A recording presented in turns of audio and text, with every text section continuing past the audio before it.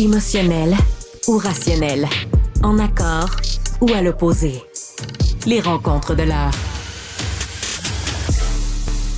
Alors, nous parlons avec Joseph Facal qui écrit un texte aujourd'hui en disant « C'est la fin du mouvement woke ». Peut-être point d'interrogation, mais il nous l'avait dit récemment, on en avait discuté, plusieurs entreprises américaines qui avaient des programmes d'équité, de diversité et d'inclusion pour éduquer leurs employés à l'importance d'accepter la diversité, tout ça.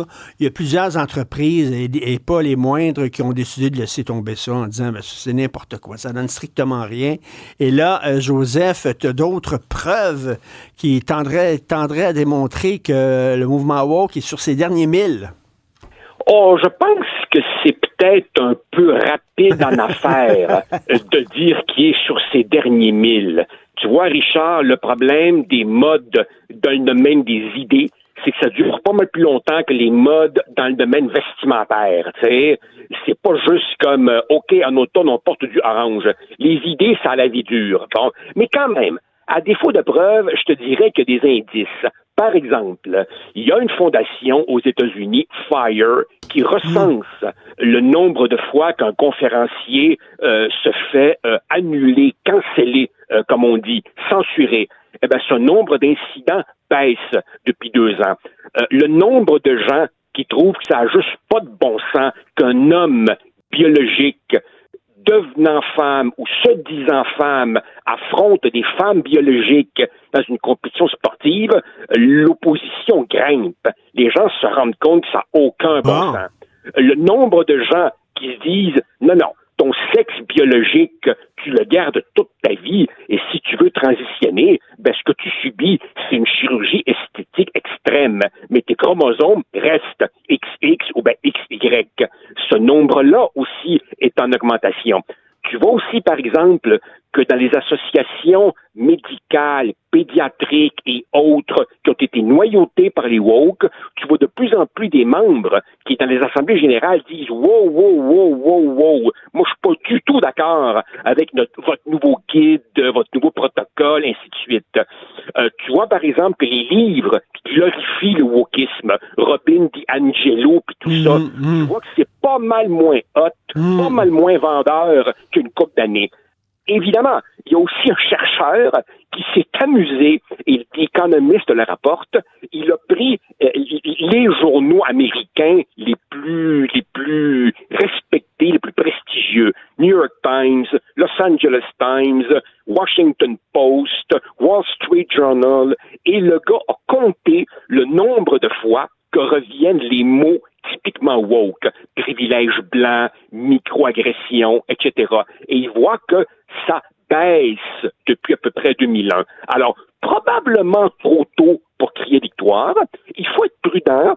Par exemple, certaines personnes peuvent dire, voyons donc, peut-être que le concept est tellement rentré dans les mentalités, tellement rentré dans le logiciel intellectuel que c'est plus la peine d'utiliser les mots privilège blanc si tous les blancs ont honte de leur couleur de peau. C'est possible, mais quand même, on voit un certain nombre d'indicateurs qui sont positifs. Évidemment, ça permet pas, Richard, ça permet pas de grandes extrapolations sur le futur. Par exemple, The Economist, qui recense toutes ces données, nous dit la génération Z, elle est la plus woke de toute l'histoire. Dans 10 ans, 15 ans, 20 ans, est-ce que ces jeunes-là auront ramolli leur vue ou est-ce qu'ils les auront conservés? Alors imagine, s'ils gardent leur vue, ben, quand cette génération-là sera au pouvoir, imagine. Mais quand même, tu sais, par les temps qui courent, prenons les bonnes nouvelles quand elles passent. Et clairement, il y a un essoufflement. Un essoufflement, mais comme tu le dis souvent, le dernier bastion qui va tomber, ce sont les universités. Ah ben ça, c'est sûr. Tu vois, par exemple, tu as encore des concours d'embauche où certaines personnes sont exclues sur la base de leur appartenance à un groupe ethnoculturel. Tu as encore des formulaires pour obtenir des bourses de recherche où ces critères-là sont prédominants. C'est sûr que le monde universitaire risque d'être le dernier bastion pour une raison simple, Richard.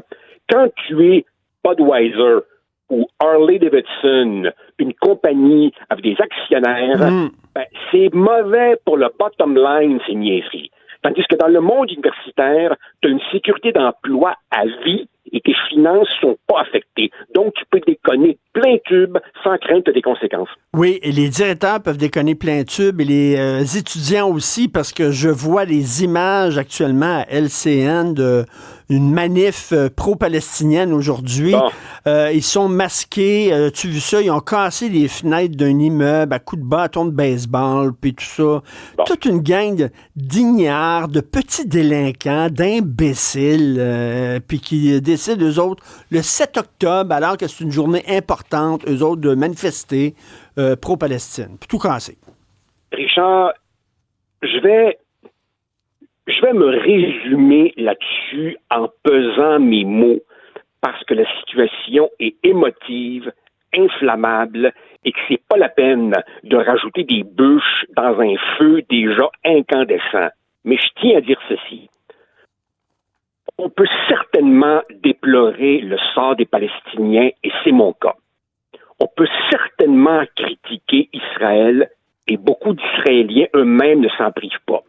On peut certainement juger la riposte disproportionnée et nombre d'Israéliens critiquent eux-mêmes le gouvernement Netanyahou. Mais il est pour moi moralement inadmissible de renvoyer dos à dos ou d'établir la moindre équivalence morale entre une démocratie certes imparfaite, mais entourée d'ennemis mortels et qui luttent pour sa survie, et de poser une équivalence entre elles et des milices terroristes qui veulent liquider tous les Juifs et rayer Israël de la carte. C'est pas la même affaire. Des milices. Et il y a des casseurs là-dedans, là, où, tu sais, la cause, c'est un prétexte. Ce qu'ils veulent, c'est casser. Ben oui. C'est tout. Ben oui. Malheureusement. En tout cas, écoute, la fin du mouvement woke, j'espère être en vie pour le voir de mes yeux. Merci beaucoup. Richard, je vais te dire une chose. Nous risquons, toi et moi, d'assister à la fin du wokisme bien avant d'assister à la fin de la guerre au Moyen-Orient. Je te prédis que toi et moi, on va mourir et il n'y aura pas le début d'une solution à ce drame épouvantable. Tu as malheureusement raison. Merci beaucoup, Joseph. Allez, au plaisir. Salut, Richard. Bye. Porte-toi bien.